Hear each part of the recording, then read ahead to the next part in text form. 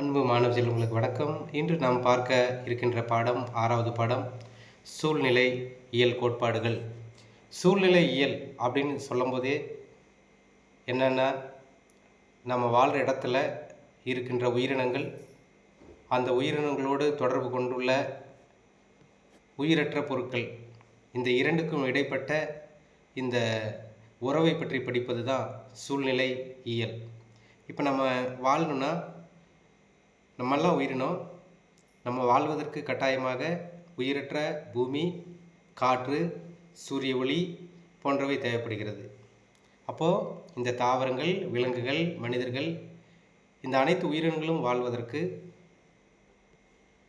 உயிரற்ற பொருட்களான மண், காற்று, சூரிய ஒளி, வெப்பம் போன்றவை தேவைப்படுகின்றன. இந்த உயிரற்ற காரணிகளுக்கும் உயிருள்ள காரணிகளுக்கும் இடையேயான தொடர்பை தான் நாம் சூழ்நிலை இயல் அப்படின்னு சொல்கிறோம். இந்த சூழ்நிலை இயல் என்ற வார்த்தையை முதலில் அறிமுகம் செய்தவர் ரைட்டர் என்கின்ற அறிவியல் அறிஞர். பொதுவாகவே எர்னஸ்ட் ஹேக்கெல் என்ற அறிஞரால் 1869 முன்மொழியப்பட்ட அந்த வரையறையே எல்லோராலும் ஏற்றுக்கொள்ளப்பட்ட வரையறை. அந்த வரையறை என்னன்னா, சூழலுக்கும் உயிரினங்களுக்கும் இடையேயான பரஸ்பர உறவு. இந்த எர்னஸ்ட் ஹேக்கெல் என்ன சொல்கிறாங்கன்னா, இந்த சூழ்நிலைக்கும் அந்த சூழ்நிலையில் உள்ள உயிரினங்களுக்கும் இடையே உள்ள உறவு, அதை தான் சூழ்நிலை இயல் என்று சொல்கிறார்.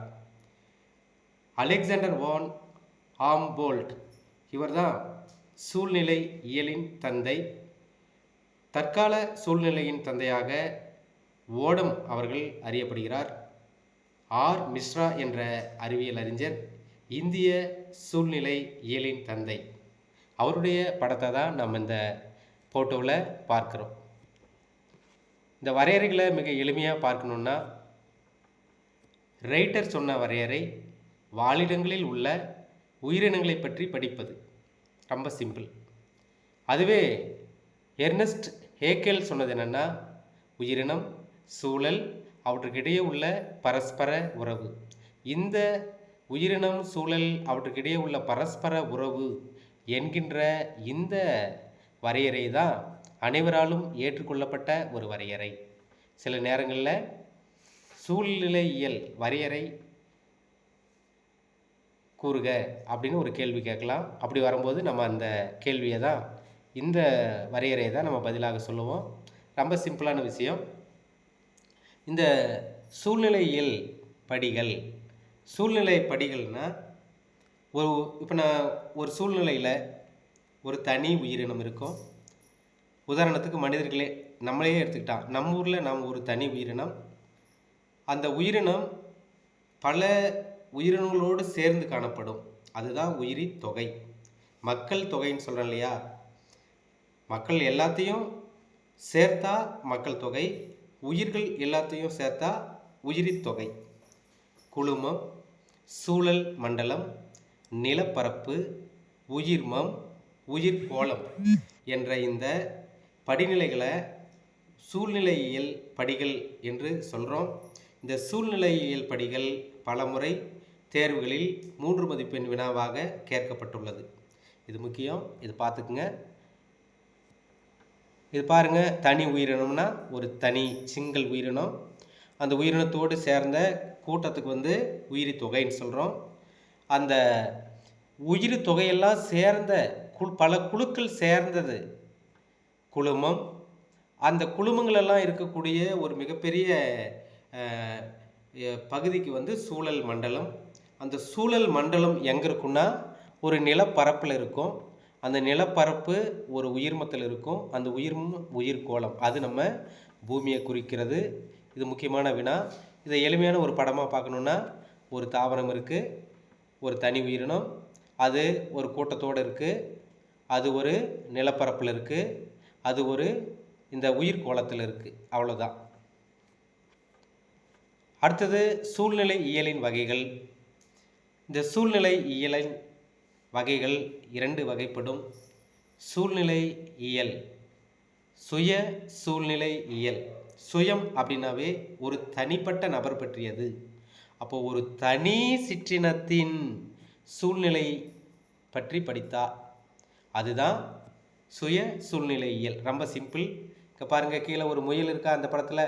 இந்த முயல் ஒரு ஊரில் இருக்கிற அல்லது ஒரு சூழ்நிலை மண்டலத்தில் இருக்கின்ற முயல்களை பற்றி மட்டுமே படித்தால், ஒரு தனி சிற்றினம் முயல்களை மட்டுமே படித்தா, அல்லது வேப்ப மரத்தை மட்டுமே படித்தா, அல்லது புளிய மரத்தை மட்டுமே படித்தா, மனிதர்களை மட்டுமே படித்தால் அதுதான் சுய சூழ்நிலையியல்.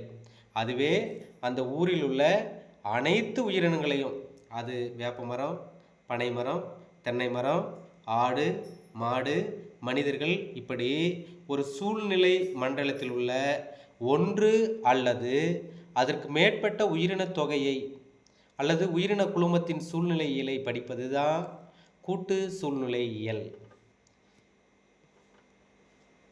இந்த சூழ்நிலையில் 2 முக்கியமான ஒரு வினா இது. புவி வாழிடம் மற்றும் செயல் வாழிடம். புவி வாழிடம், செயல் வாழிடம், இது மிக முக்கியமான வினா. பாருங்க, ஒரு உயிரினம் இந்த பூமியில் இருக்கிற ஒரு குறிப்பிட்ட இடம், இப்போ நம்ம வீட்டில் இருக்கிறோம், அந்த இடம்தான் நம்முடைய வாழிடம். அதுவே செயல் வாழிடம்னா, நம்ம எல்லாரும் பள்ளிக்கூடத்துக்கு வந்து படிக்கிறோம், அப்பா அம்மா ஒரு கம்பெனியில் போய் வேலை செய்கிறாங்க, தோட்டத்தில் போய் வேலை செய்கிறாங்க. அப்போது நாம் இருக்கிற இடம் புவி வாழிடம், நாம் ஒரு வேலை செய்கிற இடம் செயல் வாழிடம். இந்த வாழிடத்தை பாருங்க, பல சிற்றினங்களோடு நம்ம பகிர்ந்து கொள்ளுவோம். எப்படி? நம்ம வீட்டிலேயே நாம் ஆடு மாடு வளர்க்கலாம், பூச்செடி வளர்க்கலாம், வீட்டிலேயே பூனை இருக்கும், சில பூச்சிகள் கூட இருக்கும். அப்போ நம்முடைய வாழிடத்தை நம்மை தவிர, அதாவது மனிதர்களை தவிர வேறு சில சிற்றினங்களோடு பகிர்ந்து கொள்கிறோம். ஆனால் செயல் வாழிடத்தில் நாம் மட்டும்தான், இப்போ ஸ்கூலில் வந்து நாம் மட்டும்தான் படிப்போம், மற்ற யாருமே அந்த வேலையை செய்ய மாட்டாங்க. மனிதர்கள் மட்டும்தான் படிப்பாங்க, மற்றவங்க யாரும் வந்து அங்கே படிக்க மாட்டாங்க. அப்போது வாழிடம் பிற சிற்றினங்களோடு அல்லது உயிரினங்களோடு பகிர்ந்து கொள்ளப்படுகிறது. செயல் வாழிடம் ஒரே ஒரு சிற்றினம் மட்டுமே அங்கே இருக்கும். 3வது பாயிண்ட்டு, உயிரினம் புவி வாழிட தன்மையை வெளிப்படுத்துகிறது. அதாவது ஒரு உயிரினம் கடலில் இருந்தால் அந்த கடல் சம்மந்தப்பட்ட பண்புகள், நீச்சல் இருக்கும். அதுவே காட்டில் இருந்தால் வேட்டையாடும் திறன், மரம் ஏறும் திறன் அப்படி இருக்கும். அப்போது எந்த ஒரு உயிரினம் எந்த இடத்தில் இருக்கோ அதை சார்ந்த தன்மையை வெளிப்படுத்தும். ஆனால் செயல் வாழிடம் என்பது காலத்திற்கும் பருவநிலைக்கும் ஏற்ப மாறிக்கொண்டே இருக்கும். இப்போ நாம் 12வது படிக்கிறோம், படிக்கிற வேலையை செய்கிறோம், அடுத்த வருஷம் கல்லூரிக்கு செல்லுவோம். அப்போது அது மாறும். கல்லூரி முடித்துட்டு ஒரு எக்ஸாம் பாஸ் பண்ணிவிட்டு ஒரு வேலைக்கு போயிட்டோமா, அரசாங்க வேலைக்கோ தனியார் வேலைக்கோ போயிட்டா அப்போ வேறு இடத்துக்கு போயிடுவோம். அப்போது செயல் வாழிடம் என்பது காலத்திற்கும் பருவநிலைக்கும் ஏற்ப மாறுபட்டு கொண்டே இருக்கும். அடுத்து மிக முக்கியமான ஒரு 3 மார்க் வினா, 3 மதிப்பெண் வினா, சூழ்நிலை சமானங்கள். இதில் பார்த்தீங்கன்னா இந்த மேலே இருக்கிற டயக்ராம் பாருங்கள், டிஃப்ரெண்ட் பீசிஸ் அப்படின்னா வேறுபட்ட சிற்றினங்கள், வேறுபட்ட இடங்கள், நிலப்பரப்பு. அதாவது சிற்றினங்கள் வேறு வேறு, நிலப்பரப்பு வேறு வேறு, ஆனால் சேம் ஹேபிடேட், ஒரே மாதிரியான வாழிடம். கீழே பாருங்கள், வேறுபட்ட சிற்றினங்கள், வேறுபட்ட நிலப்பரப்பு, ஒரே மாதிரியான வாழிடம். இதற்கு உதாரணமாக இப்போ இந்தியாவினுடைய மேற்கு தொடர்ச்சி மலைகள் உயரமாக இருக்கும், அங்கேயும் எப்படி இருக்கும், குளிர்ச்சியான ஒரு சூழல் இருக்கும். தென் அமெரிக்காவில் ஒரு குறிப்பிட்ட இடங்கள் உயரமான இடங்கள், அங்கேயும் குளிர்ச்சியான சூழல் இருக்கும். அதாவது நிலப்பரப்பே வேற, இந்தியா அமெரிக்கா, சிற்றினங்கள் அங்கே இருக்கிற தாவரம் வேற, இங்கே இருக்கிற தாவரம் வேற, ஆனால் இரண்டும் உயரமான பகுதியாக இருக்கிறதுனால அங்கே ஒரே மாதிரியான குளிர்ச்சியான வாழிடம் இருக்கிறது. இதுதான் சூழ்நிலை சமானங்கள். பாருங்க, வேறுபட்ட சிற்றினம், 2வது வேறுபட்ட நிலப்பரப்பு, ஒரே மாதிரியான வாழிடம். 3 பாயிண்ட் தான், வெரி இம்பார்ட்டன்ட் 3 மார்க். உதாரணம், இந்திய மேற்கு தொடர்ச்சி மலைகள், தென் அமெரிக்க ஸ்டெப்பி புல்வெளி ஆர்க்கிடுகள் ரொம்ப ரொம்ப முக்கியமான ஒரு வினா. சூழ்நிலை இப்போ நம்ம இது வரைக்கும் பார்த்ததுலேயே ரொம்ப முக்கியமான வினாக்கள் அப்படின்னு சொன்னால் சூழ்நிலை இயல் படிநிலைகள், ரெண்டாவது சூழ்நிலை சமானங்கள். அடுத்ததாக நம்ம பார்க்க இருக்கிற ஒரு பகுதி சூழ்நிலை இயல் காரணிகள். அதாவது நாம் வாழ்கின்ற இந்த சூழல் பகுதியில் இயற்பியல் காரணிகள் இருக்குது. உதாரணமாக இயற்பியல் காரணிகள்னால் உங்களுக்கே தெரியும். ஃபிசிக்ஸில் என்ன படிக்கிறோம்? ஒளி படிக்கிறோம், வெப்பம் படிக்கிறோம். இப்போ இந்த ஒளி, வெப்பம் இதெல்லாம் இயற்பியல் காரணி. வேதியியல் காரணி அப்படின்னா வேதிப்பொருட்களை பற்றி படிப்பது. உயிரியல் காரணிகள்னால் அனைத்து வகையான உயிரினங்களையும் உள்ளடக்கியது. அப்போ நம்ம இந்த வாழக்கூடிய பூமியில் வேதிப்பொருட்கள் இருக்குது, இயற்பியல் பொருட்கள் இருக்குது, உயிரியல் பொருட்கள் இருக்குது. இந்த இயற்பியல், வேதியியல், உயிரியல் பொருட்கள் எப்பொழுது ஒரு உயிரினத்தினுடைய வாழ்க்கையில் ஏதாவது ஒரு வகையில் தொடர்பு கொள்ளுதோ அப்போ அதை நம்ம சூழ்நிலை இயல் காரணிகள்னு சொல்கிறோம். இந்த சூழ்நிலை இயல் காரணிகளை 4 வகையாக பிரிக்கிறோம். அதில் காலநிலை காரணிகள், 2வது மண் காரணி, 3வது நிலப்பரப்பியல் காரணிகள், 4வது உயிர் காரணிகள். இந்த முதல் காரணியான காலநிலை காரணி. காலநிலை காரணி என்பது நிலையானதல்ல, அது மாறிக்கொண்டே இருக்கும். நமக்கே தெரியும், சூரிய ஒளி மாறிக்கொண்டு இருக்கும், மழையளவு மாறிக்கொண்டே இருக்கும், வெப்பம் மாறிக்கொண்டே இருக்கும். அதில் முதல்ல நம்ம பார்க்குறது ஒளி. இந்த ஒளி உயிரினுடைய வாழ்க்கையில் மிக நெருங்கிய தொடர்பு கொண்டது. மிக முக்கியமாக இந்த ஒளியில் 400 முதல் 700 nm அலைநீளமுள்ள ஒளி அளவு கண்ணுக்கு தெரியக்கூடியதாக இருக்குது. இதில் 400 முதல் 500 நீல நிறம். பாருங்கள், 400 முதல் 500 நேனோமீட்டர் அளவுள்ள இந்த ஒளியானது நீல நிறமுடையது. 600 முதல் 700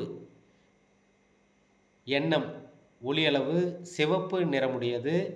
இந்த 2 நிறங்கள் தான் தாவரங்களால் மிக அதிக அளவில் அப்சர்வ் செய்யப்படுகிறது. தாவரங்களுக்கு மிக அதிக அளவில் பயன்படும் நிற அளவு என்னென்னா நீல நிறம், அதுக்கடுத்து சிவப்பு நிறம்.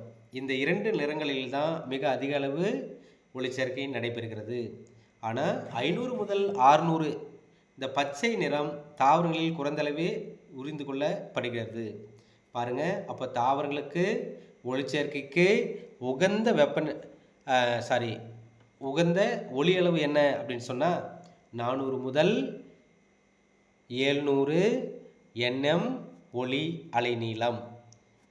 இந்த ஒளி சம்பந்தமாக வேற என்ன பார்க்கலான்னா தாவரங்களுக்கு எவ்வளவு ஒளி தேவைப்படுகிறது. ஒளி நாட்ட தாவரங்கள் பாருங்கள், ஒளி நாட்ட தாவரங்கள், நாட்டம்னா விருப்பம். அப்போ எந்த தாவரங்கள் எல்லாம் ஒளியை விரும்புகிறதோ, எந்த தாவரங்களுக்கெல்லாம் அதிகம் ஒளி தேவையோ அவையெல்லாம் ஒளிநாட்ட தாவரங்கள்னு சொல்கிறோம். உதாரணமாக ஆஞ்சியோஸ்பெர்ம் தாவரங்கள். இந்த ஆஞ்சியோஸ்பெர்ம் அப்படின்னா உங்களுக்கே தெரியும், நம்ம ஊரில் நம்ம பார்க்குற எல்லா தாவரங்களுமே ஆஞ்சியோஸ்பெர்ம் தாவரங்கள் தான். இருவித்தலை தாவரங்கள், ஒருவித்தலை தாவரங்கள், நம்ம தென்னை மரம், பனை மரம், வாழை மரம், புற்கள், அனைத்து மரங்களுமே, நம்ம ஊரில் நம்ம பார்க்குற அனைத்து மரங்களுமே இந்த ஆஞ்சியோஸ்பெர்ம்கள் தான். அவை அனைத்துமே ஒளிநாட்ட தாவரங்கள். காடுகளில் மட்டும் சில ஜிம்னோஸ்பெர்ம் தாவரங்கள் காணப்படுகிறது. இப்போ ஒளிநாட்ட தாவரங்கள் அப்படின்னா ஒளியை விரும்பும் தாவரங்கள். உதாரணம் ஆஞ்சியோஸ்பெர்ம். அடுத்ததாக நிழல் நாட்ட தாவரங்கள். ரொம்ப சிம்பிள். நிழலை விரும்பும் தாவரங்கள் நிழல் நாட்ட தாவரங்கள். பாருங்கள், பிரயோஃபைட்டுகள், டெரிடோஃபைட்டுகள். இந்த பிரயோஃபைட்டுகளும் டெரிடோஃபைட்டுகளும் ஈரமான நிழல் பாங்கான இடங்களில் வாழக்கூடியது. ஸோ நிழல் நாட்ட தாவரங்களுக்கு உதாரணமாக நம்ம என்ன பார்க்குறோம்? Bryophyte, pteridophyte. ஒளிநாட்டு தாவரங்களுக்கு உதாரணம் அப்படின்னு பார்த்தா ஆஞ்சியோஸ்பெர்ம். அடுத்த காலநிலை காரணியாக நம்ம பார்க்குறது வெப்பநிலை. என்ன பார்க்குறோம்? காலநிலை காரணி வெப்பநிலை. இந்த வெப்பநிலை தாவரங்களுடைய அனைத்து வளர்சிதை மாற்றங்களுக்கும் தேவைப்படுகிறது. இந்த காலநிலை காரணியை ராங்கியர் 4 வகையாக வகைப்படுத்துகிறார். இது முக்கியமான 2 மார்க் கொஸ்டின். 2 மார்க் கொஸ்டினாக கேட்குறாங்க. 2 மதிப்பெண் வினாவா ராங்கியர் வகைப்பாட்டை கூறுக. Very simple. மெகா தெர்ம்கள், அதிக வெப்பம் மெகா. மியூசோ அப்படின்னா மிதமானது. மீடியம் இடைப்பட்டதுன்னு அர்த்தம். தெர்முகல்னா வெப்பநிலை. மெகா அப்படின்னா அதிகம், தெர்முகல்னா வெப்பநிலை, அதிக வெப்பநிலை. மியூசோன்னா இடைப்பட்டது, அப்போ இடைப்பட்ட மிதமான வெப்பநிலை. மைக்ரோ அப்படின்னா குறைவான குறைவான வெப்பநிலை, மைக்ரோ தெர்முகள். நான்காவதாக எக்விட்டோஸ் தெர்முகள். எக்விட்டோஸ் தெர்முகள். இந்த நான்கும் ரேங்கியர் வகைப்பாடாக இங்கே வகைப்படுத்தப்பட்டுள்ளது. இது மிக முக்கியமான இருமதிப்பெண் வினா. அடுத்ததாக வெப்ப சகிப்புத்தன்மை. பாருங்கள், வெப்ப சகிப்புத்தன்மை யூரி அப்படின்னா அதிகம், தெர்மல்னா வெப்பநிலை. அதிக வெப்பநிலைகளை தாங்கக்கூடிய தாவரம், உதாரணமாக ஆர்டிமீசியா. ரெண்டாவதாக ஸ்டெனோ தெர்மல். ஸ்டெனோ அப்படின்னா குறைந்த, தெர்மல்னா வெப்பநிலை. அப்போ குறைந்த வெப்பநிலையை தாங்கக்கூடிய தாவரங்கள் வந்து மா பனை. பாருங்கள், மா மரமும் பனை மரமும் குறைந்த வெப்பநிலை மாறுபாடுகள். ஒரே நாளில் திடீர்னு 100 டிகிரி செல்சியஸ், அப்புறம் பார்த்தா 20 டிகிரி செல்சியஸ்னு போகக்கூடாது, மீடியமாக இருக்கணும். அடுத்தது வெப்ப அடுக்கமைவு, மிக முக்கியமான 3 மார்க் கொஸ்டின். வெப்ப அடுக்கமைவு பலமுறை அரசு தேர்வுகளில் கேட்கப்பட்ட கேள்வி. பாருங்கள், ரொம்ப சிம்பிள். ஒரு குளத்தில் இருக்கின்ற நீரை நாம் வந்து மேல் பகுதி, இடைமட்ட பகுதி, கீழ்ப்பகுதின்னு பிரிக்கிறோம். எபி அப்படின்னா மேல், அப்போ நீரின் வெப்பமான மேலடுக்கு எபி லிம்னியான். எபி அப்படின்னா மேலேன்னு அர்த்தம். மெட்டா அப்படின்னா இடைப்பட்ட பகுதி, அங்கு வெப்பநிலை படிப்படியாக குறைகிறது. ஐப்போ அப்படின்னா கீழே அல்லது குறைவான, இது ஆழமான பகுதி, குளிர்ந்த நீருள்ள பகுதி. இந்த கொஸ்டின் வினா மிக முக்கியமான வினா. அன்பு மாணவ செல்வங்களே, இதை குறிச்சிக்குங்க, இதை கட்டாயமாக படிச்சுக்குங்க. அடுத்த காலநிலை காரணியாக நம்ம பார்க்கறது நீர். நீரில் நன்னீர், உவர் நீர், உப்பு நீர்னு பார்க்குறோம். இதில் யூரி அப்படின்னா உப்பை குறிப்பது உங்களுக்கே தெரியும், யூரியா, யூரி. அப்போ யூரி ஐலண்ட் அப்படின்னா அதிகமான உப்புத்தன்மை உள்ள நீரில் வாழக்கூடிய உயிரினங்களை நம்ம என்னென்னு சொல்லலாம், யூரி ஐலண்ட். அதுக்கு உதாரணமாக கடல் பாசிகள். யூரி அப்படின்னாவே அதிகம், ஸ்டெனோ அப்படின்னாவே குறைவு. அப்போ ஸ்டெனோ ஐலண்ட் அப்படின்னா என்ன அர்த்தம்னா குறைவான உப்புத்தன்மை உள்ள நீரில் வாழக்கூடிய தாவரங்கள். இதற்கு உதாரணமாக கழிமுக துவார தாவரங்கள். கழிமுகம் அப்படின்னா என்ன அர்த்தம்னா இந்த ஆற்று நீர் போயிட்டு கடலில் கலக்கிற இடம், அந்த இடம்தான் குறைவான வெப்பத்தன்மை உள்ள நீர். ஏன்னா கடல் உப்பு நீர், இது ஆற்று தண்ணீர் வந்து தூய்மையான தண்ணீர், அந்த இடத்துல உப்புத்தன்மை குறைவாக தான் காணப்படும். இந்த கழிமுக துவாரம் நமக்கு தெரியும், பிச்சாவரம், நமக்கு அருகில் உள்ள பிச்சாவரம் நம்ம கேள்விப்பட்டிருப்போம். அடுத்ததாக நச்சு சகிப்புத்தன்மை. இந்த பகுதியில் 2 மிக முக்கியமான கொஸ்டின் இருக்குது. தாவரங்களால் சீரமைத்தல், வெரி வெரி இம்பார்ட்டன்ட் கொஸ்டின். அன்பு மாணவ செல்வங்களே, இங்கே பாருங்கள், ஒரு சூழ்நிலையில் ஏற்படக்கூடிய மாசை தாவரங்களை கொண்டு சரி செய்வது தான் தாவரங்களால் சீரமைத்தல். அதற்கு உதாரணமாக நெல் மற்றும் ஆகாய தாமரை போன்ற தாவரங்கள் இருக்குது. அது என்ன செய்யுதுன்னா காட்மியம் என்ற ஒரு நச்சுப்பொருளை தங்கள் உடலில் உள்ள புரதத்தோடு இணைத்து அது சகிப்புத்தன்மையை ஏற்படுத்தி கொண்டுகின்றன. இதனால் மாசடைந்த அந்த மண்ணில் உள்ள அந்த நச்சுத்தன்மை அகற்றப்பட்டு அந்த மண் சீராகிறது. இதற்கு தாவரங்களால் சீரமைத்தல் என்று பெயர். ரொம்ப ரொம்ப முக்கியம். பாருங்கள், தாவரங்கள் மாசடைந்த மண்ணிலிருந்து காட்மியத்தை அகற்றவும் பயன்படுகின்றன. இதற்கு தாவரங்களால் சீரமைத்தல் என்று பெயர். தாவரங்களால் சீரமைத்தல், இந்த வினா மிக மிக முக்கியமான வினா, இதை படிச்சுக்கங்க. அதே மாதிரி 1 மார்க்கில் சோயா தாவரமும் தக்காளி தாவரமும் நச்சுத்தன்மையை நீக்க பயன்படுகிறது. இந்த 1 மதிப்பெண் வினாவாக இந்த 2 தாவரங்களும் கேட்பதற்கு வாய்ப்புள்ளது. அடுத்து நம்ம பார்க்கக்கூடிய காலநிலை காரணி காற்று. காற்றில் 75% nitrogen, 21% oxygen, 0.03% carbon di oxide இருக்குது. இதில் ஆர்கன் மற்றும் இதர வாயுக்கள் 0.93% இருக்குது. இதில் ஒரு முக்கியமான ஒன் மார்க் என்ன, இங்கே ஒரு முக்கியமான ஒன் மார்க்காக என்ன பார்க்கலான்னா, அனிமோமீட்டர். இது வந்து காற்றினுடைய வேகத்தை அளக்க பயன்படும் கருவி. அடுத்ததாக பார்க்க வேண்டிய காரணி தீ. இந்த தீ பகுதியில் தீ அல்லது வெப்பநிலை, இந்த வெப்பநிலை தான் உயிரினங்களில் நடக்கின்ற அனைத்து விதமான வினைகளுக்கும் அடிப்படையாக காணப்படுது. அதில் அதிக வெப்பநிலை, நிகர வெப்பநிலை, சூட்டபிள் டெம்பரேச்சர், ஆப்டிமம் டெம்பரேச்சர், உகந்த வெப்பநிலை. இந்த உகந்த வெப்பநிலையில் தான் உயிரினங்களில் நடக்கின்ற அனைத்து உயிர்வேதி வினைகளும் சிறப்பாக நடைபெறும். இந்த பகுதியில் மிக முக்கியமான 2 வினாக்கள் தீ சுட்டிக்காட்டிகள், அதாவது டெரீஸ் மற்றும் பைரோனிமா. டெரீஸ் மற்றும் பைரோனிமா இந்த 2 தாவரங்களும் எரிந்த மற்றும் தீயினால் அழிந்த பகுதிகளை சுட்டி காட்டும். அப்படின்னு என்ன செய்யும், எங்கேயாவது ஒரு இடத்துல காட்டில் தீ பிடிச்சி அங்கே இருக்கிற மரங்கள் எல்லாம் அழிஞ்சிச்சுன்னா நம்ம போய் பார்க்கும்போது அந்த இடத்துல அதிகமான டெரீஸ் தாவரமும் பைரோனிமா தாவரமும் இருந்தால் நாம் தெரிஞ்சுக்கலாம், இந்த இடத்துல ஏற்கனவே தீ பற்றி தீயினால் பாதிக்கப்பட்ட பகுதின்னு தெரிஞ்சுக்கலாம். எனவே தீயை சுட்டிக்காட்டக்கூடிய ஒரு தாவரமாக டெரீஸ், பைரோனிமா இந்த 2 தாவரங்களும் இருக்கிறது. அடுத்ததாக ரைட்டிட்டோம். இது ஒரு முக்கியமான இன்டீரியர் கொஸ்டின். சில நேரங்களில் இந்த கேள்வி கேட்டிருக்காங்க, மாணவர்கள் இதை எழுதுவதற்கு சிரமப்பட்டிருக்காங்க. ரொம்ப ரொம்ப எளிமையான கேள்வி தான். இப்போ நம்ம தீ பகுதி பற்றி பார்க்குறோம்.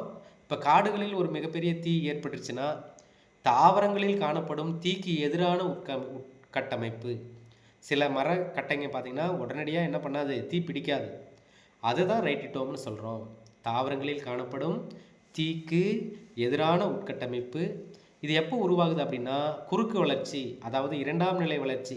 ஒரு சிறிய செடி ஒரு பெரிய கட்டையாக மரமாக மாறும்போது தோன்றுகிறது.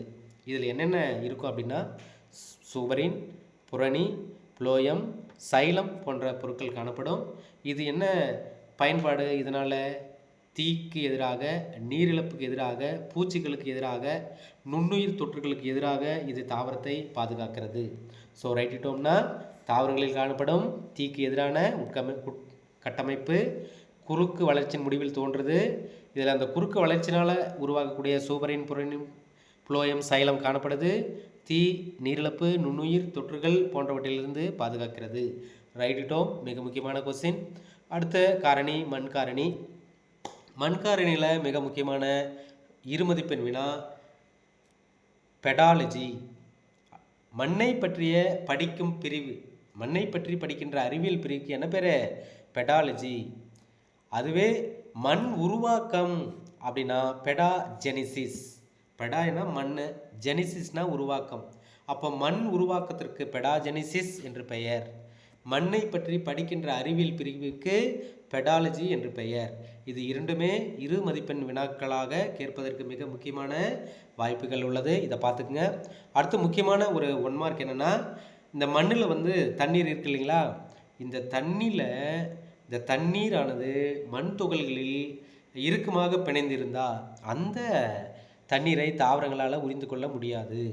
அப்போ எங்கே இருக்கிற தண்ணீரை தாவரங்கள் எடுத்துக்கும் அப்படின்னா, இந்த மண் துகளுக்கு இடையே உள்ள துளைகள், அந்த துளைகளுக்கு பேர் நுண்துளை அல்லது நுண்புழை. இந்த நுண்துளை அல்லது நுண்புழை நீர் தான் தாவரங்களுக்கு கிடைக்கக்கூடிய நீரின் வடிவம். மிக முக்கியமான 1 மார்க். தாவரங்களுக்கு கிடைக்கக்கூடிய நீர் நுண்துளை நீர் அல்லது நுண்புழை நீர். இந்த பயிர் சாகுபடிக்கு ஏற்ற மண்ணினுடைய pH அளவு என்ன அப்படின்னு கேட்டாங்கன்னா 5.5 முதல் 6.8 வரை. இதுதான் சாகுபடிக்கு ஏற்ற சிறந்த pH அளவு. அடுத்து ஒரு 5 மார்க்கு, இது முக்கியமான 5 மார்க். மண்ணின் அடுக்கமைவு. இந்த மண் பார்த்தோமா, A0 அடுக்கு, இந்த மண்ணினுடைய மேல் பகுதி, நாம் இருக்கிற இந்த மேல் பகுதி, இதில் என்ன இருக்கும் பாருங்கள். இன்னைக்கு விழுந்த இலைகள் இருக்கும், கொஞ்ச நாளைக்கு முன்னே விழுந்து என்ன பாதி மகிய இலைகள் இருக்கும்.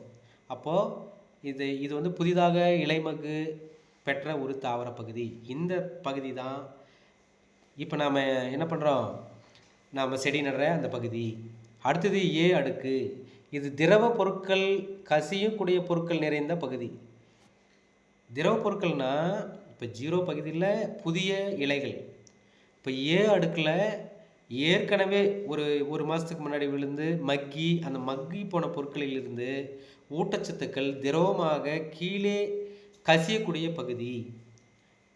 அடுத்ததாக இருக்கக்கூடிய பகுதி பி அடுக்கு. இது திரட்சியான கெட்டியான ஒரு பகுதி.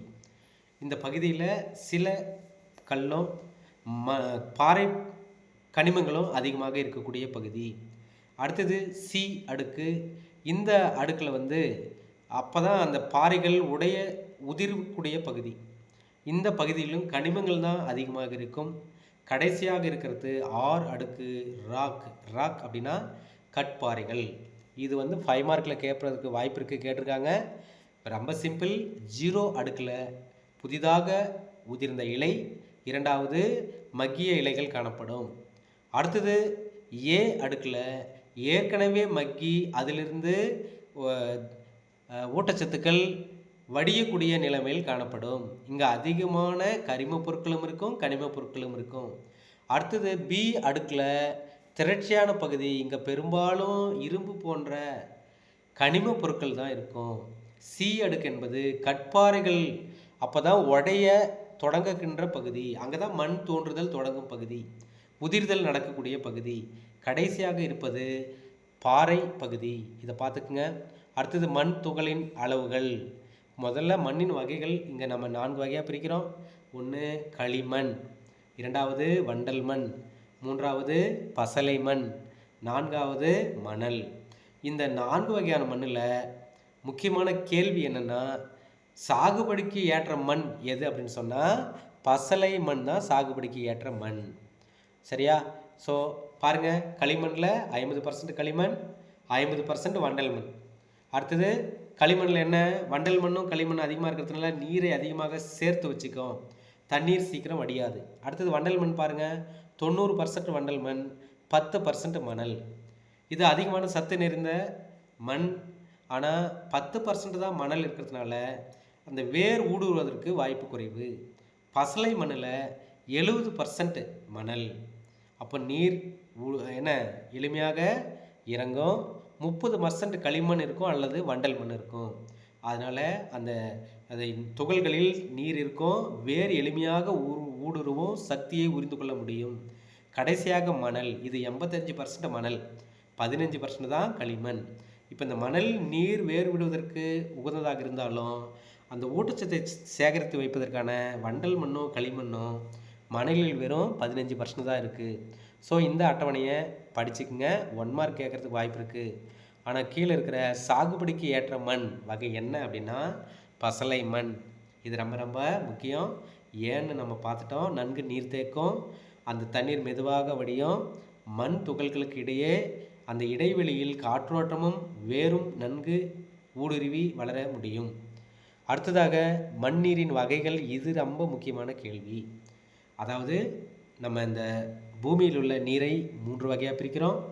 ஒன்று வந்து ஹாலாட், ரெண்டாவது கிரிஷாட், மூணாவது எக்ஸாட். ஹால் அல்லது ஹோல் ஆட் அப்படின்னு சொன்னால் மொத்தமான நீர். கிரிஷாட்னா கிடைக்கும் நீர். ஈஸியாக ஞாபகம் வச்சுக்கலாம். கி கிடைக்கும் நீர், கி. எக்ஸாட் அப்படின்னா கிடைக்காத நீர். எக்ஸ் எம்எல்ஏன்னா அவ்வளோதான் வரும், இல்லை அப்போது எம்எல்ஏவா இல்லை. அப்போது எக்ஸ்னா கிடைக்காது, கீனா கிடைக்கும், ஹோல்னா மொத்த நீர். ஹாலாட், கிரிஷாட், எக்ஸாட். இது ரொம்ப முக்கியமான வினா, இது படிச்சுக்குங்க. அடுத்தது விரிவகலம், குத்துயரம் அப்படின்னு 2 கொஸ்டின் இருக்குது. இது ஒன்றும் இல்லை, பூமத்திய ரேகையிலிருந்து தூரம் காணப்படும் தூரம் தான் விரிவகலம்னு சொல்கிறோம். குத்துயரம் வந்து கடல் மட்டத்திலிருந்து எவ்வளோ உயரம் இருக்குது அப்படின்னு பார்க்குறது குத்துயரம். இது சும்மா ஒரு கிளான்ஸ் பார்த்துக்குங்க. அடுத்தது இந்த இடை சூழல் அமைப்பு, விளிம்பு விளைவு அப்படின்னா என்ன அர்த்தம்னா, இப்போ ஒரு மிகப்பெரிய காடு பகுதி இருக்குது, அந்த காடு அதோட முடியுது, அந்த பக்கம் இருந்து விவசாய நிலம் சம நிலப்பரப்பு வருதுன்னா அங்கே சில உயிரினங்கள் காணப்படும். அதை தான் நம்ம என்ன சொல்கிறோம், இடை சூழல் அமைப்பு. 2 சூழல் மண்டலங்களுக்கு இடையிலே காணப்படும் பகுதி. ஒரு வனப்பகுதி, இன்னொன்று புல்வெளி பகுதி. இது இணையும் இடம். அடுத்தது விளிம்பு விளைவுன்னா அந்த இடங்களில் சில சிற்றினங்கள் காணப்படும். உதாரணமாக ஆந்தை. இதை வந்து விளிம்பு விளைவு அப்படின்னு சொல்கிறோம். இது வந்து காலாண்டு அரையாண்டு வினாக்களில் கேட்டிருக்காங்க. அடுத்தது முக்கியமான ஒரு 5 மார்க், இந்த அட்டவணையை கட்டாயமாக எல்லாரும் படிச்சுக்கணும். இடை செயல்கள், உயிரி காரணிகள். இது வரைக்கும் நம்ம உயிரற்ற காரணிகள் பார்த்தோம். இப்போ உயிரி காரணிகள். இந்த உயிரி காரணிகளில் இடை செயல்கள் மிக மிக முக்கியமான ஒரு கொஸ்டின். இடை செயல்கள் அப்படின்னா என்னென்னா, ஒரு உயிரினத்திற்கும் இன்னொரு உயிரினத்திற்கும் இடையே உள்ள தொடர்பை பற்றி படிப்பது தான் இடை செயல்கள். இந்த இடை செயல்களை 2 வகையாக பிரிக்கிறோம். ஒன்று நேர்மறை இடைச்செயல், இன்னொன்று நேர்மறை இடைச்செயல், இன்னொன்று எதிர்மறை இடைச்செயல். பாருங்கள், நேர்மறை இடைச்செயல் 2 வகை. ஒன்று ஒருங்குயிரி நிலை, ப்ளஸ் ப்ளஸ் ப்ளஸ்ஸு. அப்போ ப்ளஸ்ஸு ப்ளஸ்ஸு 2 உயிரினங்கள் சேர்ந்து வாழும். 2 உயிரினங்களுமே நன்மை அடையும். நம்ம கூட நம்ம ஃப்ரெண்ட் இருக்கிறதுனால நமக்கும் நன்மை, அவங்களுக்கு நன்மை. அப்படின்னா ஒருங்குயிரி நிலை. உதாரணம் பாசிகள், பூஞ்சைகள். பாசியும் பூஞ்சை சேர்ந்து வாழும். பாசிக்கு வாழு இடத்தை பூஞ்சை கொடுக்கும், பூஞ்சைக்கு உணவை பாசி கொடுக்கும். 2ம் சேர்ந்து வாழும், 2ம் நன்மை அடையும்னா ப்ளஸ் ப்ளஸ் ஒருங்குயிரி நிலை. உடன் உண்ணும் நிலை அப்படின்னா +0. அதாவது 2 உயிரினங்கள் ஒன்றாக சேர்ந்து வாழும், ஒன்று பயன்பெறும், இன்னொன்று எந்த பாதிப்பும் அடையாது. +0. இதுக்கு உதாரணம் ஆர்க்கிடுகள், வன்கொடிகள். இந்த இடத்துல ஆர்க்கிடுகள் அப்படின்னா தொற்று தாவரம். சில தாவரங்கள் நம்ம பார்த்துருப்போம், மரத்தின் மீது வளரும். இந்த தாவரங்களால் என்ன பிரச்சனை இல்லை, அது மேலே தொற்று மட்டும்தான் வளரும், மற்றபடி அந்த தாவரங்களுக்கு எந்த தொல்லையும் தராது. அப்போ வளரும் தாவரத்திற்கு ப்ளஸ்ஸு, அது இடம் கொடுத்த தாவரத்திற்கு ப்ளஸ்ஸும் இல்லை மைனஸும் இல்லை, அது 0. அடுத்ததாக எதிர்மறை கொன்று உண்ணும் வாழ்க்கை முறை. பாருங்கள், கொன்று உண்ணும் வாழ்க்கை முறை ப்ளஸ்ஸு மைனஸ். ஒரு சிற்றினம் பயனடையும், இன்னொரு சிற்றினம் இறந்துடும். பாருங்கள், ட்ரெஸிரா நெப்பந்தஸ். பூச்சியை கொன்று உண்ணும் தாவரம் ட்ரெஸிரா நெப்பந்தஸ். இந்த 2க்கும் பயன் மைனஸ். எதுக்கு? அந்த இறந்து போகிற பூச்சிக்கு மைனஸ். ப்ளஸ் மைனஸ் வந்து கொன்று உண்ணும் தாவரம். அடுத்தது ஒட்டுண்ணி வாழ்க்கை முறை, ப்ளஸ் மைனஸ். இதுவும் இங்கே கஸ்குட்டா, டொராண்டா, விஸ்கம் முதலியன. இந்த இடத்துல என்ன அப்படின்னா, இந்த கஸ்குட்டா என்பது முழு ஒட்டுண்ணி, விஸ்கம் என்பது பகுதி ஒட்டுண்ணி. இது 1 மார்க்கில் கேட்குறதுக்கு வாய்ப்பு இருக்குது. இது ஒட்டுண்ணி அப்படின்னா என்னென்னா, இது மரத்து மேலே போயிட்டு நாமளே பார்த்துருப்போம், வேப்ப மரத்தில் சில ஒரு கெட்டியான இலைகள் கொண்ட தாவரங்கள் தொங்கிட்டு இருக்கும். அது வேறு வேப்ப மரத்திலே மேலேயே ஒட்டி இருக்கும். அப்போது இந்த கஷ்டப்பட்டு வேப்ப மரம் நீரை உறிஞ்சும், அந்த நீரை இந்த தாவரங்கள் உறிந்து கொள்ளும். அப்போ கஸ்குட்டா ப்ளஸ்ஸு, தண்ணீரை எடுத்துக்கும். வேப்ப மரத்துக்கு மைனஸ்ஸு, அது கஷ்டப்பட்டு எடுத்த தண்ணீரை இந்த தாவரங்கள் உறிந்து கொள்ளும். அடுத்தது போட்டியிடுதல். எப்பவுமே பிறரோடு போட்டியிட்டா மைனஸ் மைனஸ். 2 சிற்றினங்கள், உதாரணத்துக்கு சிங்கம், புலி, யானை, சிங்கம். இது 2ம் போட்டியிட்டு ஒன்றை ஒன்று அடித்து 2மே இறந்துவிடும் அல்லது பாதிக்கப்படும். அதை தான் மைனஸ் மைனஸ்னு சொல்கிறோம். கடைசியாக அமன்சலிசம், ஒன்றுக்கு மைனஸ், இன்னொன்றுக்கு பாதிப்பில்லை. இதற்கு உதாரணம் பெனிசிலியம் ஸ்ட்ரெப்டோகாக்கஸ். அதாவது ஒரு இடத்துல பெனிசிலியம் பூஞ்சையை வளர்த்தா அங்கே பக்கத்தில் இருக்கிற ஸ்டெஃபைலோகாக்கஸ் பாக்டீரியா தானாகவே இறந்துடும். அதனால தான் பெனிசிலியம் நெட்டோட்டம் இன்ஜெக்ஷன் எடுத்து பாக்டீரியாவுக்கு எதிராக பெனிசிலியம் நொட்டேட்டத்திலிருந்து பெனிசிலின் என்ற ஒரு மருந்தை எடுத்து உயிர் எதிர்ப்பொருளை நமக்கு பயன்படுத்துகிறாங்க. இங்கே பெனிசிலின் மைனஸ்ஸு, அது இங்கே வந்து பாக்டீரியாவுக்கு மைனஸ்ஸு, பெனிசிலினுக்கு மைனஸும் இல்லை ப்ளஸ்ஸும் இல்லை. ஸோ இந்த அட்டவணை மிக முக்கியமான கேள்வி, இதை கட்டாயமாக படிச்சுக்கங்க. இந்த அட்டவணையில் உள்ளே இருக்கிற விளக்கத்தில் இருக்கிற முக்கியமான கொஸ்டின்ஸ் என்னென்னா, தொற்று தாவரம் வாண்டா, அது வெலாமன் என்ற சிறப்பு திசுக்களை கொண்டுள்ளது. ஒரு முக்கியமான கொஸ்டின். தொற்று தாவரம் என்றால் என்ன, அதை படிச்சுக்கங்க. அடுத்தது உதாரணத்தில் முழு ஒட்டுண்ணி, பகுதி ஒட்டுண்ணி, வேர் ஒட்டுண்ணி, அதை படிச்சுக்குங்க. அவ்வளோதான் இந்த பகுதி. அடுத்தது மிர்மிகோஃபிலி, ரொம்ப முக்கியம். மிர்மிகோஃபிலி அப்படின்னா ஃபஸ்ட் லெசன்லேயே பார்த்துருக்குறோம். மிர்மிகோன்னா எறும்பு. அப்போது இந்த எறும்புகள் நம்ம ஊரில் மாமரத்தில், இந்த சில மரங்களில் நம்ம இந்த செவ்வெறும்பு, சிவப்பு எறும்பு இருக்கிறத பார்த்துருக்குறோம். அந்த எறும்பு இருக்கிறதுனாலேயே நம்ம என்ன பண்ண முடியாது, அந்த மரங்களுக்காக போக முடியாது. அப்போ எறும்புகள் தாவரங்களுக்கு தொந்தரவு அளிக்கும் உயிரினங்கள் இடமிருந்து தாவரங்களுக்கு பாதுகாப்பை வழங்குவது தான் மிர்மிகோ பிலி. தாவரங்களுக்கு தொந்தரவு அளிக்கும் உயிரினங்கள் இடமிருந்து தாவரங்களை பாதுகாக்கிறது. யார் பாதுகாக்கிறது? எறும்பு. அதற்கு பெயர் மிர்மிகோஃபிலி. Very important 2 mark. இது குறிச்சிங்க. 2 மார்க் அல்லது 3 மார்க். சரி, இதில் இந்த எறும்புகளுக்கு என்ன, தாவரங்களுக்கு பாதுகாப்பு, எறும்புகளுக்கு அந்த தாவரங்கள் உணவுகளை வழங்குகிறது. உதாரணமாக மாமரம், அக்கேசியா, ஜாமுன், லிட்சி. இது முக்கியமான ஒரு சிறுவினா. அதை விட ரொம்ப முக்கியமான ஒரு கொஸ்டின் என்னென்னா கூட்டு பரிமாணம் அல்லது கூட்டு பரிணாமம். இது ரொம்ப முக்கியமான கூட்டு பரிணாமம். இது பரிமாணம்னு இருக்கு. இது ரொம்ப முக்கியமான வினா. என்னன்னா இரண்டு உயிரினங்களின் மரபியல் மற்றும் புற அமைப்பியல் பண்புகளில் ஏற்படும் மாற்றம்.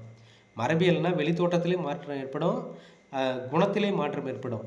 அது பல தலைமுறைகளுக்கு கடத்தப்படும். இரு உயிரினங்களின் மரபியல் மற்றும் புற அமைப்பு பண்புகளில் ஏற்படும் பரிமாற்ற மாறுபாடுகள்னு என்னென்னா, ஒரு மலரினுடைய நீளம் அதிகமாக இருக்குதுன்னா வச்சுக்கோங்க, அந்த மலரில் தேனெடுக்கும் பூச்சிகளினுடைய உறிஞ்சும் உறுப்பும் அந்த மலரின் நீளம் அளவிற்கு என்னாகும், அதிகமாகும். சரியா பாருங்கள், பட்டாம்பூச்சி, அந்துப்பூச்சி, அதில் இருக்கிற அந்த தேனை உறிஞ்சும் குழல், அந்த அள்ளி குழல் இருக்கு இல்லையா, அள்ளிவட்டம் இருக்கு இல்லையா, அந்த அள்ளிவட்டம் எவ்வளவு நீளமாக இருக்கோ அதே அளவிற்கு நீளமாக வளர்ந்துருக்கும். ஸோ அந்த பூவினுடைய அள்ளிதலுக்கு ஏற்ப இந்த பூச்சிகளினுடைய உறிஞ்சும் குழல் நீண்டு வளர்ந்திருக்கிறது. அப்போ பூச்சிகளில் இருந்து பண்பு பூக்களில் இருந்து பண்பு பூச்சிகளுக்கு என்ன இருக்கு, பரிமாற்றப்பட்டிருக்கிறது. முக்கியமான வார்த்தை மரபியல், புறமைப்பு பண்புகளில் ஏற்படும் பரிமாற்ற மாறுபாடுகள் பல தலைமுறைகளுக்கு கடத்தப்படும், தொடர்கிறது. உதாரணம் பட்டாம்பூச்சி, அந்து பூச்சி. இது ரொம்ப முக்கியமானது, வெரி இம்பார்ட்டன்ட். ஸோ இந்த 2 கொஸ்டினுமே என்னென்ன, மிர்மிகோபிலி கூட்டு பரிணாமம். இது ரொம்ப முக்கியமான கொஸ்டின். தயவு செஞ்சு இதை கட்டாயமாக படிச்சுங்க. அடுத்தது சூழ்நிலையியல் தகவு அமைப்புகள். அடுத்து நம்ம பார்க்க வேண்டியது சூழ்நிலையியலில் என்னென்ன தகவு அமைப்புகள். நீர்வாழ் தாவரங்கள் பாருங்கள், நீரில் மிதக்கும் நீர்வாழ் தாவரங்கள், ஃபிஸ்டியா, ஆகாய தாமரை, அதிலே அந்த படத்தில் மிதந்திருக்கு பார்த்துக்கலாம். அடுத்தது வேரூன்றி நீர்வாழ் மிதக்கும் தாவரங்கள். இதுக்கு உதாரணம் அல்லி, மார்சிலியா. வேறு இருக்குது, மிதந்திருக்கும். அடுத்தது நீரில் மூழ்கி மிதக்கும் தாவரங்கள், ஹைட்ரில்லா, யுட்ரிகுலேரியா. அடுத்தது நீரில் மூழ்கி வேரூன்றி நீர்வாழ் தாவரங்கள் வாலிஸ்னேரியா, ஹைட்ரில்லா. அடுத்ததாக வேரூன்றி வெளிப்பட்ட நீர்வாழ் தாவரங்கள், சாஜிட்டேரியா, ரெனன்குலஸ். இந்த பகுதியில் தாவரங்களுடைய வகைகளையும் உதாரணங்களையும் தெளிவாக படிச்சுக்கங்க. அந்த கேள்வி கேட்டால் நம்ம அதை வச்சு என்ன எழுதிடலாம், இந்த வினாவை எழுதிடலாம். சில நேரங்களில் அது கேட்குறதுக்கு வாய்ப்பு இருக்குது. அடுத்தது ஐக்ரோபைட்டுகள் என்ற ஒரு இன்டீரியர் கொஸ்டின். ஐக்ரோ அப்படின்னா ஈரத்தன்மையுடைய சூழல், நிழல் உள்ள இடங்களில் வளரும் தாவரங்களை தான் நம்ம ஐக்ரோஃபைட்டுகள்னு சொல்கிறோம். அதற்கு உதாரணமாக மாஸ்கல் என்ற பிரியோஃபைட் தாவரம் காணப்படுகிறது. இப்போ பார்க்குற இந்த வறண்ட நில தாவரங்களினுடைய தகவு அமைப்பு தான். இப்போ நீர்வாழ் தாவரங்கள் பார்த்தோம், அடுத்து பார்க்குறது வறண்ட நில தாவரங்கள். இது மிக முக்கியமான 5 மார்க். இந்த பாடத்தில் அதிகமாக கேட்ட கேள்வி இதுதான். இந்த நம்ம வறண்ட நில தாவரங்கள் இருக்கு இல்லையா, அங்கே நீர் ஏற்கனவே குறைவாக இருக்குது. எனவே அந்த நீர் இழப்பை தடுப்பதற்கு அது எப்படி இருக்கணும், அதோடைய புறத்தோல் பல அடுக்குகளாக இருக்கும். பல்லடுக்கு புறத்தோல் முக்கியமான 1 மார்க் நோட் பண்ணிக்கோங்க. இதில் ஸ்கிலிரன் கைமாவலான புறத்தோல் அடித்தோல் இருக்கும். அந்த புறத்தோலுக்கு கீழேயும் உயிரற்ற செல்களாலான புறத்தோல் அடித்தோல் ஸ்கிலிரன் கைமா இருக்கும். 2வது கொஸ்டின், உட்குளிர்ந்த தூவிகள் கூடிய சங்கன் ஸ்டொமேட்டா. உட்குளிர்ந்தமைந்த இலை துளைகள் அப்படின்னா என்ன அர்த்தம்னா, ஒரு சதைக்கு நடுவில் மறைந்து காணப்படக்கூடிய துளைகளாக இந்த இலை துளைகள் காணப்படும். காரணம் நீராவி போக்கை தடுப்பதற்கு. அதே மாதிரி இந்த இரவில் திறக்கும் பகலில் இலை துளை திறந்தால் என்ன ஆகும்னா, சூரிய ஒளியின் காரணமாக அதிகமான நீராவி போக்கு நடந்துடும். எனவே அதை தடுப்பதற்காக இரவில் திறக்கும் இலை துளைகள். அடுத்தது வாஸ்குலார் கற்றை, அதுவும் நன்கு வளர்ச்சியடைந்த வாஸ்குலார் கற்றை காணப்படும். அப்படின்னா சைலம் ஃப்ளோயம், அது நன்கு வளர்ச்சி அடைந்தால் தான் தேவையான நீரை உறிஞ்சி எடுக்க முடியும். அது உங்களுக்கே தெரியும், கடத்த முடியும். அடுத்தது இந்த இலை இடை திசு, இந்த படத்தை பாருங்கள், மேலே பாருங்கள், நெருக்கமற்ற பாலிசேட் பாரன்கைமா, கீழே கேப் இருக்கிற இடைவெளிகள் உள்ள பாஞ்சி பாரன்கைமா, இந்த மாதிரி 2 பகுதிகளாக பிரிந்த இலைகள் காணப்படும். சரியா? இந்த இலை இடை திசுவானது பாலிசேட் பாரன்கைமா என்றும் பாஞ்சி பாரன்கைமா என்றும் பஞ்சி பாரன்கைமா என்றும் தெளிவாக பிரிந்த பகுதி. அப்புறம் சதை பற்றுள்ள தண்டு பகுதி நீர் சேமிக்கும் திசுக்களை பெற்றிருக்கும். உதாரணம் இந்த கள்ளி செடி, கத்தாழை செடி, சப்பாத்தி கள்ளி, இது எல்லாமே பார்த்திங்கன்னா நல்ல கெட்டியாக சதைப்பற்றோடு காணப்படும். அது நீரை சேமித்து வைக்க பயன்படும். முதல்ல இந்த லெசனில் படிக்க வேண்டிய பைமார்க்கு இதுதான், வெரி இம்பார்ட்டன்ட். அடுத்தது ஒவ்வொரு சதுப்பு நில தாவரம் அப்படின்னா என்னென்னா, அதிகமான உப்பு உள்ள பகுதிகளில் காணப்படக்கூடிய உப்பு நீர் பகுதிகளில் காணப்படக்கூடியது. இதில் மிக முக்கியமான கொஸ்டின் அதில் தெரிந்து கொள்ள வேண்டியது என்னென்னா, கனிக்குள் விதை முளைத்தல். அது சதுப்பு நிலமாக இருக்கிறதுனால அந்த மரத்தில் அந்த கனி இருக்கும் பொழுதே விதை முளைச்சிரும், கீழே விழும்போதே செடியாக தான் விழும். அப்போது அந்த செடி வந்து தொடர்ந்து வளரும். ஸோ கனிக்குள் விதை முளைத்தல், அதுக்கு ஆங்கிலத்தை விவி பரி, வெரி இம்பார்ட்டன்ட் 3 மார்க். அதை விட முக்கியமானது சுவாச வேர்கள். சுவாச வேர்கள்னால் என்னென்னா, அந்த தாவரங்கள் அந்த சதுப்பு நிலமாக இருக்கிறதுனால அந்த வேர்களுக்கு போதுமான காற்று கிடைக்காது. எனவே இந்த பூமிக்கு எதிராக, புவியீர்ப்பு விசைக்கு எதிராக ஒளியை நோக்கி வளரக்கூடிய வேர்கள் பூமிக்கு மேலே உருவாகும். அதில் காணப்படக்கூடிய துளைகளுக்கு நிமட்டோஸ்போர்கள் அல்லது சுவாச துளைகள் என்று அழைக்கிறோம். அதை சுவாச வேர்கள்னு சொல்கிறோம். இதில் முக்கியமான 1 மார்க் என்னென்னா, சதுப்பு நில தாவரங்களுக்கு உதாரணம் ரைசோஃபோரா, சொனாரேசியா மற்றும் அபிசென்யா, இந்த முக்கியம். அடுத்தது நீர் மூலம் பரவுதல். பாருங்கள், பரவுதல் கனி மற்றும் விதை பரவுதலில் தேங்காய் நீர் மூலம் பரவும். தாமரை பாருங்கள், காற்று, தேங்காயும் தாமரையும் நீர் மூலம் பரவும். அடுத்தது இந்த உப்பிய கனிகள் இருக்குது பார்த்தீங்களா, அது லிட்டோராலிஸ், ஒரு 1 மார்க்கு. தொடுவதன் மூலம் வெடித்தல் காசி தும்பை, மழைநீரில் வெடித்தல் கிரான்சா, இது வந்து நீர் மூலம் பறக்கும், 1 மார்க் தான், நீர் மூலம் பரவும். அடுத்தது இந்த வெடித்து பரவுறது, பட்டாசு போல வெடித்தல் பாகினியா என்ற ஒட்டக பாத செடி 1 மார்க். இங்கே பார்க்குறது எல்லாமே 1 மார்க் தான். அதாவது இந்த பரவுதலில் பார்ப்பது எல்லாமே 1 மார்க் தான். விதைகளை சுற்றியுள்ள பிசின் போன்ற அடர்த்தியான திரவம் என்னாகும், அப்படியே பரவதற்கு உதவும். இது வந்து எக்பில்லியம் எலேட்டீரியா, ரொம்ப முக்கியமான 1 மார்க், நிறைய முறை கேட்டிருக்காங்க. இது பீச்சும் வெள்ளரி என்று அழைக்கப்படுகிறது. பாருங்கள், அடுத்ததாக இந்த அட்டவணை மிக முக்கியம். இதுவும் 3 மார்க்காகவோ அல்லது 1 மார்க்காகவோ கேட்கப்படுகிறது. சூழ்நிலையியலில் முக்கிய தினங்கள். அன்பு மாணவ செல்வங்களே, நம்ம முக்கியமான வினாக்கள் அனைத்தும் ஓரளவுக்கு பார்த்துட்டோம். இப்போ என்ன பார்க்குறோன்னா, பப்ளிக்கில் கேட்ட மிக முக்கியமான கொஸ்டின் பாருங்கள். கூட்டு பரிணாமம் ரொம்ப முக்கியம், அது நோட் பண்ணிக்கோங்க. அடுத்தது மாசடைந்த மண்ணில் இருந்து காட்மியத்தை அகற்றும் முறை, அதுதான் தாவரங்களில் சீரமைத்தல். அடுத்தது பல்வேறு சூழ்நிலை படிநிலைகள் எழுதுக, அந்த கொஸ்டின். அடுத்தது சதுப்பு நில தாவரங்களுக்கு 2 எடுத்துக்காட்டு தருக. அடுத்தது ரைட் இட் டவுன், இது மிக மிக முக்கியமான கொஸ்டின். இதை தவிர வேறு என்ன இருக்குன்னு பார்த்தா விதைப்பந்தின் பயன்கள். அடுத்தது நில அமைப்பு மற்றும் சூழ்நிலை அமைப்பு வேறுபடுத்துக்குன்னு ஒரு கொஸ்டின் இருக்குது. இது பப்ளிக் எக்ஸாமில் கேட்ட கேள்வி. அடுத்ததாக 3 மதிப்பெண் வினாவில் பார்த்தீங்கன்னா, புவி வாழிடம் செயல் வாழிடம், வெரி இம்பார்ட்டன்ட். வெப்ப அடுக்கமைவு, அதை விட வெரி இம்பார்ட்டன்ட். கூட்டு பரிமாணம் பாருங்கள், கூட்டு பரிமாணம் வந்து ரிப்பீட்டடாக கேட்டிருக்காங்க. சூழ்நிலை படிநிலைகளும் 2 மார்க்லையும் கேட்டிருக்காங்க, 3 மார்க்லையும் கேட்டிருக்காங்க. வெப்ப அடுக்கமைப்பும் கேட்டிருக்காங்க, தாவரங்களால் சீரமைத்தலும் கேட்டிருக்காங்க. அப்போ வெரி இம்பார்ட்டன்ட். பாருங்கள், இந்த 3 மார்க்கில் புவி வாழிடம் செயல் வாழிடம், குளத்தின் வெப்ப அடுக்கமைவு, கூட்டு பரிமாணம், அடுத்தது சூழ்நிலை படிநிலைகள், திருப்பியும் வெப்ப அடுக்கமைவு, தாவரங்களால் சீரமைத்தல், மிக முக்கியமான வினா. கூடுதலாக இது ஒரு டைம் கேட்டிருக்காங்க. கிளாடோடு மற்றும் பில்லோடு உதாரணம் விளக்குக. இது வர்ண நில தாவரங்களில் காணப்படுது. விதை பரவுதலின் நன்மைகள் பார்த்துக்கிட்டிங்களா. அடுத்தது 5 மதிப்பெண் வினாவில் பாருங்கள். ஃபஸ்ட்டு தொற்று தாவரம் என்றால் என்ன, இது வந்து அதிகமாக கேட்டதில்லை, ஆனால் ஒரு டைம் அந்த சிறப்பு தேர்வில் கேட்டிருக்காங்க. அதே மாதிரி நீள்வார் தாவரங்கள் அதனுடைய எடுத்துக்காட்டு விளக்குக. இதுக்கு வந்து நீங்கள் தலைப்பையும் எடுத்துக்காட்டை மட்டும் படிச்சுக்கங்க, நம்ம சொந்தமாகவே எழுதிடலாம். அதுவும் அதிகமாக கேட்கல, ஒரு டைம் கேட்டிருக்காங்க. மண்ணின் அடுக்கமைவு கேட்டிருக்காங்க, முக்கியமான கொஸ்டின், அதை படிச்சுக்கங்க. அடுத்தது பாருங்கள், தகவமைப்பு அடிப்படையில் வறண்ட தாவரங்கள் வகைகளை எடுத்துக்காட்டு விளக்குக. இது அதிகமாக கேட்டதில்லை. ஆனால் அதுவே இந்த 6வது கொஸ்டின் பாருங்கள், இது வந்து என்னென்னா வறண்ட தாவரங்களின் தகவமைப்பு, ரொம்ப ரொம்ப முக்கியமான கொஸ்டின். அடுத்தது நீர்வாழ் தாவரங்கள் ஒரு சில டைம் கேட்டிருக்காங்க. வறண்ட நில தாவரங்களின் தகவமைப்பு 2 முறை கேட்டிருக்காங்க.